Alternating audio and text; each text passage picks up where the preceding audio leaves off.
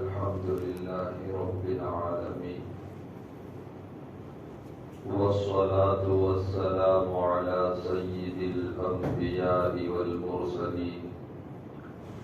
وعلى آله وأصحابه أجمعين أما بعد محترم و مکرم بزرگوں اور عزیز دوستوں، آج 11 اگست ہے اور 4 دن کے بعد 15 اگست آنے والا ہے، جو یوم آزادی ہے، یعنی اس دن میں ہمارا ملک انگریزوں کی غلامی سے آزاد ہوا۔ اس لیے مناسب معلوم ہوا کہ جنگ آزادی میں ہم مسلمانوں کا کیا کردار رہا ہے، اس پر کچھ روشنی ڈالو۔ لیکن اولاً تو آپ حضرات یہ بات دل و دماغ سے نکال دیں کہ اس طرح کی باتیں سیاست اور راج کرم کے قبیل سے ہے، اس لیے کہ جنگ آزادی میں اگر ہمارے علماء حصہ نہ لیتے تو نہ آج ہم مسلمان ہوتے نہ آپ۔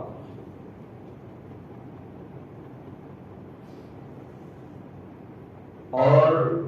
ہمیں اپنی تاریخ اور اپنا اتہاس اس ملک میں جو ہے اسے جاننا بھی بہت ضروری ہے۔ سب سے پہلے تو یہ بات ذہن میں رکھیں کہ اس ملک پر 800 سے لے کر 1000 سال تک مسلمانوں نے حکومت کی۔ اس میں لودھی خاندان بھی آئے، تغلق خاندان بھی آئے اور مغل خاندان بھی آئے۔ پھر مغلوں کے پاس سے حکومت انگریزوں کے ہاتھ میں چلی گئی، اور یہ کیسے گئی وہ ایک کڑوی داستان ہے،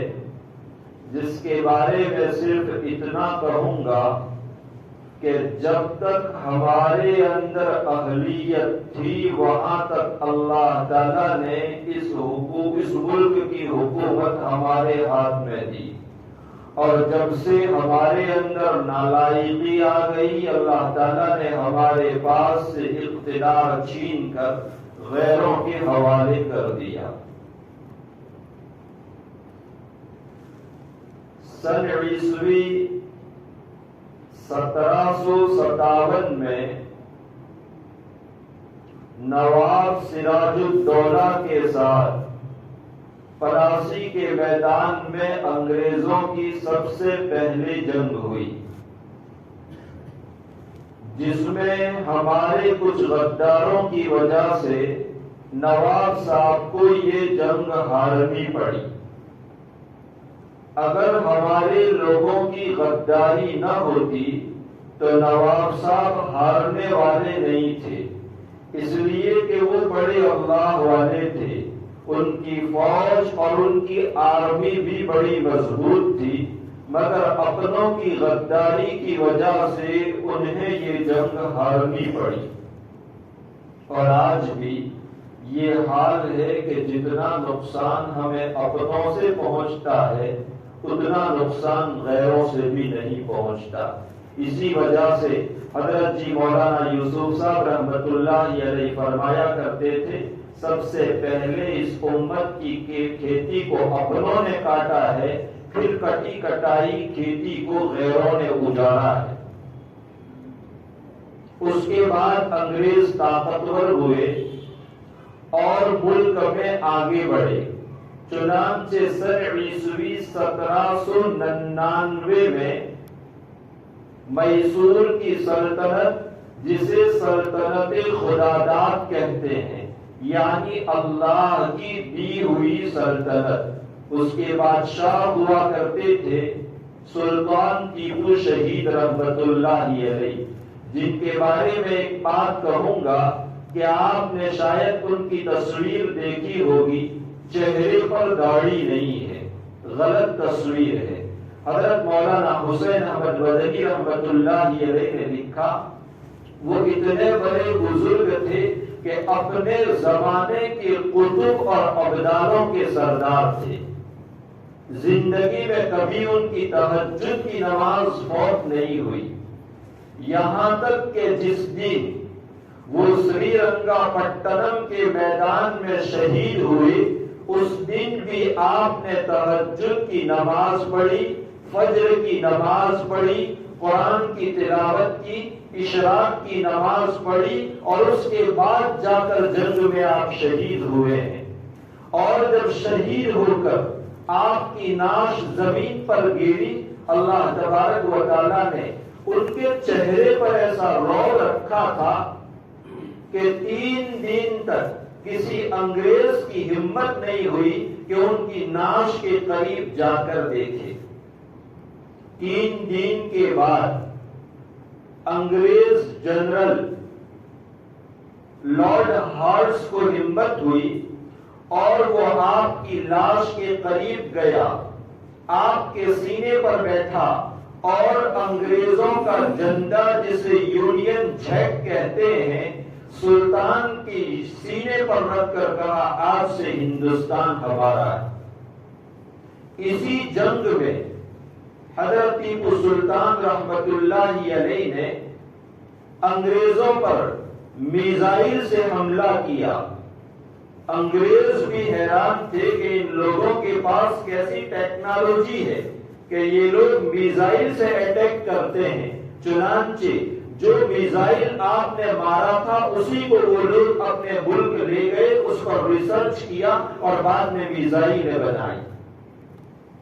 उसके बाद अंग्रेज और ताकतवर हुए और दिल्ली की तरफ आगे बढ़े, तो सबसे पहले सन ईस्वी 1806 में शाह अब्दुल अजीज मुहद्दिस दहलवी रहमतुल्लाहि अलैह, जो दिल्ली के कब्रिस्तान मेहदियान में बैठकर हदीस का दर्स देते थे, उन्होंने अंग्रेजों के खिलाफ ये फतवा लिखा कि आज से हमारा मुल्क अंग्रेजों का गुलाम बन चुका है और इस मुल्क को अंग्रेजों की गुलामी से आजाद करना हम सब की जिम्मेदारी है। हजरत ने ये फतवा फारसी जबान में लिखा, इसलिए कि उस वक्त हमारे मुल्क की मादरी जबान, राष्ट्र भाषा फारसी थी। हजरत का फतवा क्या था? गोया एक बरक़े बेअमा था जिसने पूरे मुल्क में बगावत की आग लगा दी, और हजरत के फतवे के बाद पूरे मुल्क के मुसलमानों को अंग्रेज के खिलाफ खड़े होने की ताकत मिली। यही चीज आगे बढ़ते बढ़ते सन ईस्वी 1857 में यहां तक पहुंची कि सन ईस्वी 1857 में मुसलमानों का अंग्रेजों के साथ जबरदस्त मुकाबला हुआ और हालात उस वक्त ऐसे पैदा हो गए जिसको बयान करने से बदन के रोंगटे खड़े हो जाते हैं। एक हिंदू इतिहास लिखने वाले पंडित मेवाराम गुप्ता लिखते हैं कि सन ईस्वी 1857 की जंगे आजादी में 55,000 उलमा को शहीद किया गया। दिल्ली से लेकर मेरठ तक कोई दरख्त ऐसा खाली नहीं था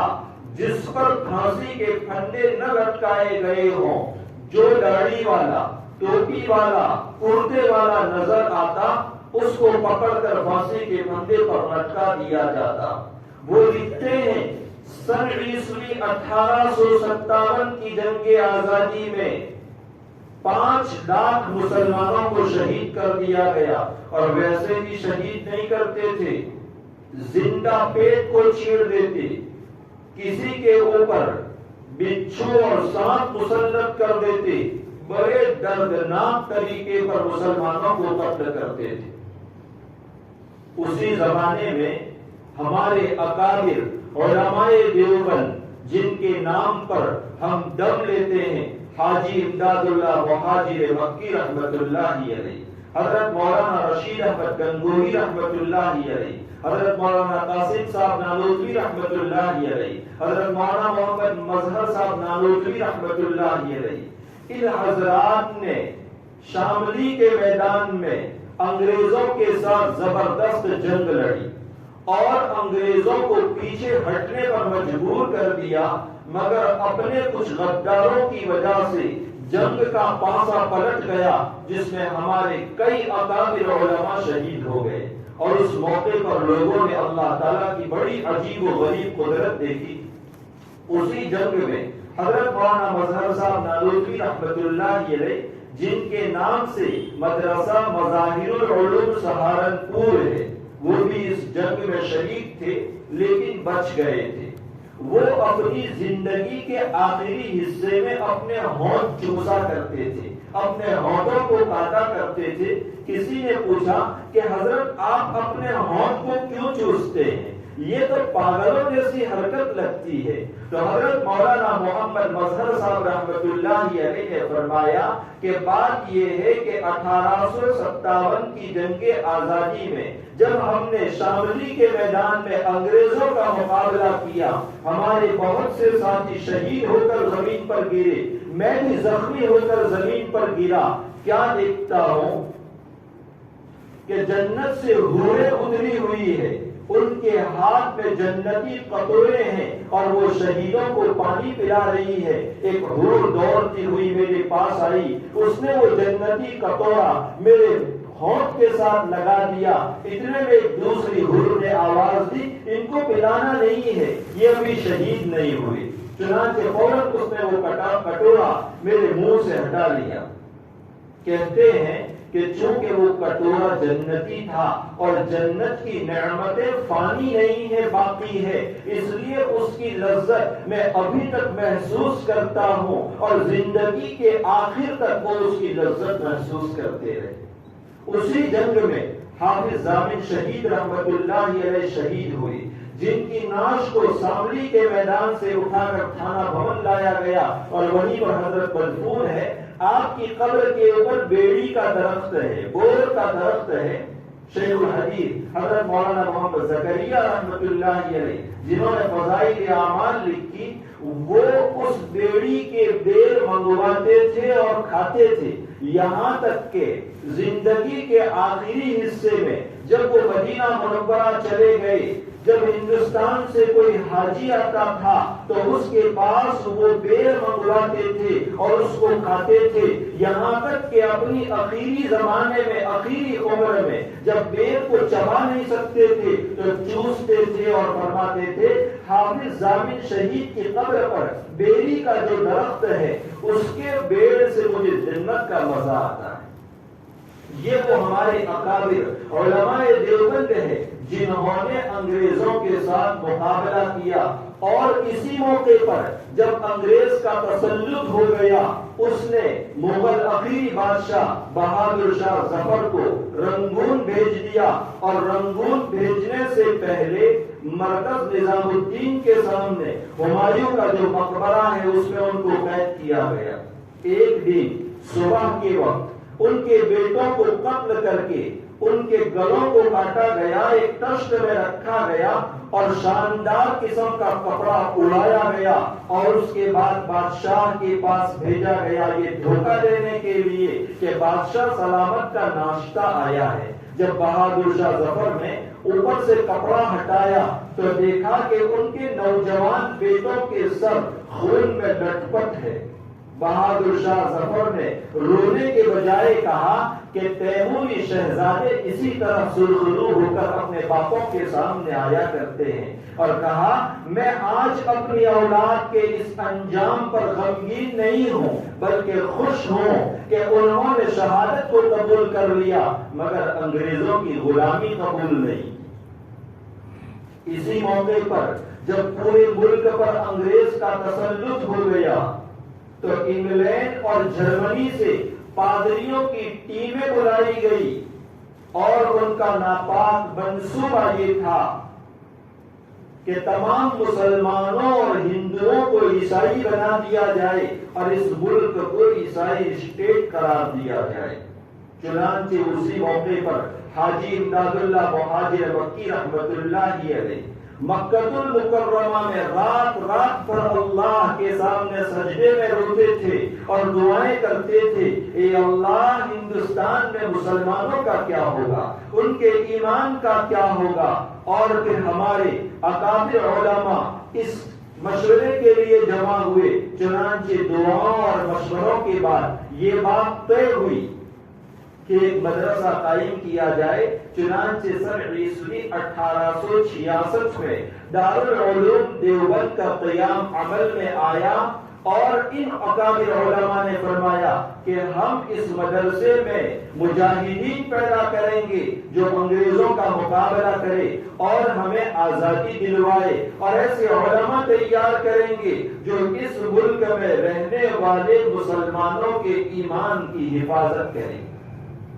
چنانچہ اسی مدرسے سے حضرت شیخ الہند مولانا محمود الحسن دیوبندی رحمت اللہ علیہ پڑھ کر نکلے، ایسے ہی ان کے شاگرد حضرت مولانا الیاس صاحب رحمت اللہ علیہ پڑھ کر نکلے، اور یہی شیخ الہند مولانا محمود الحسن دیوبندی رحمت اللہ علیہ وہ ہیں کہ جنہوں نے دارالعلوم میں سن عیسوی 1878 سے لے کر 1916 تک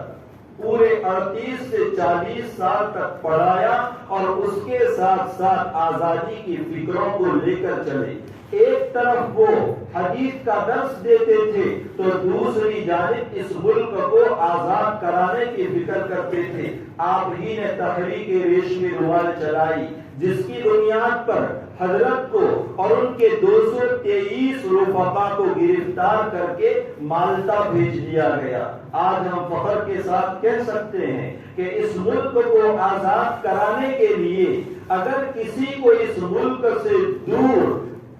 مالٹا لے جا کر قید کیا گیا تو وہ ہمارے اکابر علماء دیوبند تھے۔ یورپ کا وہ آئرلینڈ ٹاپو مالٹا جس میں حضرت شیخ الہند مولانا محمود الحسن رحمت اللہ علیہ اور مولانا حسین احمد مدنی رحمت اللہ علیہ کو قید کیا گیا تھا، ایک چھوٹی سی کوٹری تھی، چھوٹا سا کمرہ تھا، اس کمرے میں انگریز زہریلے سانپ چھوڑتے تھے۔ جب سانپ کو آتا ہوا دیکھتے تو شیخ الہند فرماتے، حسین احمد اللہ کا ذکر کرو، اللہ اللہ کی ضربیں لگاؤ۔ چنانچہ حضرت ذکر اللہ کرتے، لا الہ الا اللہ کی ضربیں لگاتے۔ انگریز بھی حیران تھے، دنیا بھی حیران تھی کہ وہ سانپ ڈسنے کے بجائے اپنی پھن پر کھڑے ہو کر وہ بھی جھومنے لگتا، وہ اللہ کا ذکر کرنے لگتا۔ حضرت کے اوپر مالٹا کی جیل میں طرح طرح کی تکلیفیں دی گئی، طرح طرح کی مصیبتیں ان کو پہنچائی گئی، یہاں تک کہ رات کے موقع پر اٹھایا جاتا اور ان کو تکلیفیں دی جاتی اور کہا جاتا، محمود حسن ایک مرتبہ کہہ دو کہ ہم انگریز کے وفادار ہیں، ہم چھوڑ دیں گے۔ جب حضرت کا انتقال ہوا اور آپ کے جسم سے کپڑے اتارے گئے تو جن لوگوں نے کپڑے اتارے، جسم آپ کا بالکل گورا اور سفید تھا، اس کے اوپر کالے کالے دھبے تھے۔ لوگ حیران تھے، انہوں نے پوچھا حضرت مولانا حسین احمد مدنی رحمت اللہ علیہ سے کہ حضرت کے بدن کے اوپر یہ کالے کالے دھبے کس چیز کے ہیں؟ تو مولانا حسین احمد مدنی رحمت اللہ علیہ نے فرمایا کہ یہ میرے اور حضرت کے درمیان راز تھا، آج جب حضرت کا انتقال ہو گیا ہے تو مجھے بیان کرنے میں کوئی حرج نہیں۔ رات کے وقت انگریز اٹھاتے تھے، برف کے اوپر حضرت کو الٹا لٹاتے اور پھر آپ کی پیٹھ کے اوپر مارنا شروع کرتے اور کہتے، محمود حسن ایک مرتبہ کہتے کہ ہم انگریز کے وفادار ہیں، غدار اور خلاف نہیں ہیں، ہم چھوڑ دیں گے، مگر حضرت یہ کہنے کے لیے تیار نہیں ہوتے تھے۔ یہاں تک کہ ایک مرتبہ انگریزوں نے مالٹا میں آگ جلائی اور اس آگ پر حضرت کو الٹا لٹایا، جس کی وجہ سے آپ کی چمڑی جل گئی، چربی پگھلی اور اس کی وجہ سے آگ بجھی۔ یہ کالے کالے نشانات اس آگ کے ہیں۔ جب حضرت مولانا محمود الحسن دیوبندی رحمت اللہ علیہ کو 1920 میں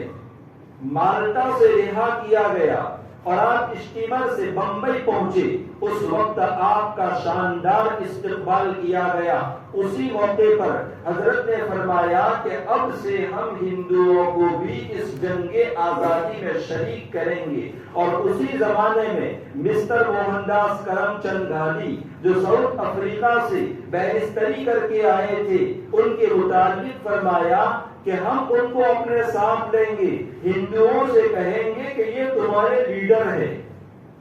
چنانچہ مسٹر موہن داس کرم چند گاندھی کو ساتھ میں لیا گیا اور ایک جلسے میں مولانا عبد الباری فرنگی محلی رحمت اللہ علیہ نے یہ اعلان کیا کہ یہ ہمارے مشترکہ لیڈر ہیں اور ہم ان کو مہاتما کے لقب سے یاد کریں گے۔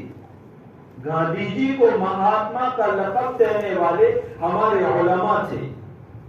اور پھر اس وقت جو جمعیت علماء ہند کا فنڈ تھا، اسی فنڈ سے گاندھی جی کو پورے ملک کا دورہ کرایا گیا اور لوگوں کو بتلایا گیا کہ یہ تمہارے لیڈر ہیں، تم ہمارے ساتھ مل کر جنگ کرو۔ اس کے بعد یہ لوگ ہمارے ساتھ جنگ میں شریک ہوئے۔ شیخ الہند حضرت مولانا محمود الحسن دیوبندی رحمت اللہ علیہ جب رہا ہو کر کے آئے، اس موقع پر انگریزوں نے کہا تھا محمود حسن اب ایک کونے میں بیٹھ جاؤ اور ایک کونے میں بیٹھ کر اللہ کا ذکر کرو، آپ لوگوں کو درس دو۔ لیکن شیخ الہند محمود الحسن دیوبندی رحمت اللہ علیہ نے فرمایا میں اس لیے نہیں آیا ہوں کہ میں ایک کونے میں بیٹھ جاؤں، میں تو مالٹا سے اس لیے آیا ہوں کہ اب بوڑھا ہو چکا ہوں، میں چل پھر نہیں سکتا، تو اپنے شاگردوں سے کہوں گا مجھے چارپائی پر بٹھاؤ اور مجھے پورے ملک میں گھماؤ، میں لوگوں کے پاس